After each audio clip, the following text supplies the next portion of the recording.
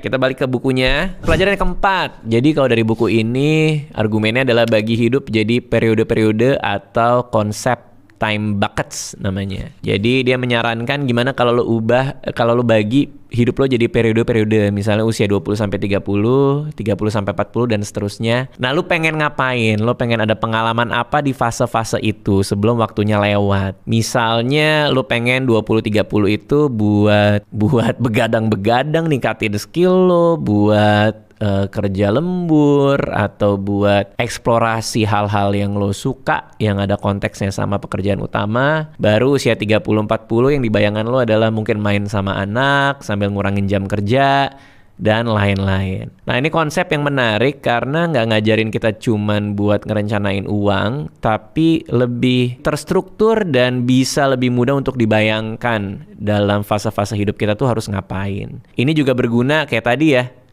Takutnya kita udah terlalu tua jadi nggak bisa traveling lagi. Mungkin ada time bucket yang khusus di mana lo mau traveling di usia yang spesifik gitu, di bracket yang spesifik supaya lo bisa maksimalin pengalamannya ketika lo masih mampu dan masih sanggup.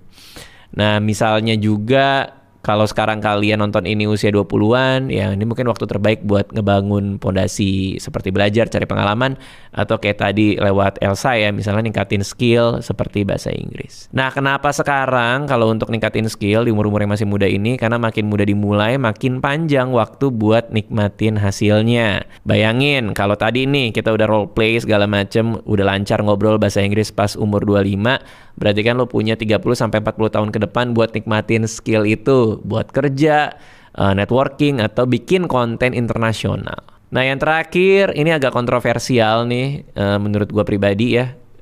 Apa yang gue dapat dari buku ini, yaitu berikan warisan saat masih hidup. Ngasih uang ke anak, keluarga, atau amal, atau donasi nggak harus nunggu ketika kita sudah meninggal dunia.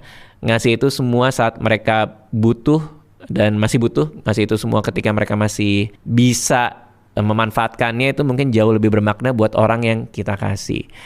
Ini yang gue masih belum bisa mikirin dengan jernih ya.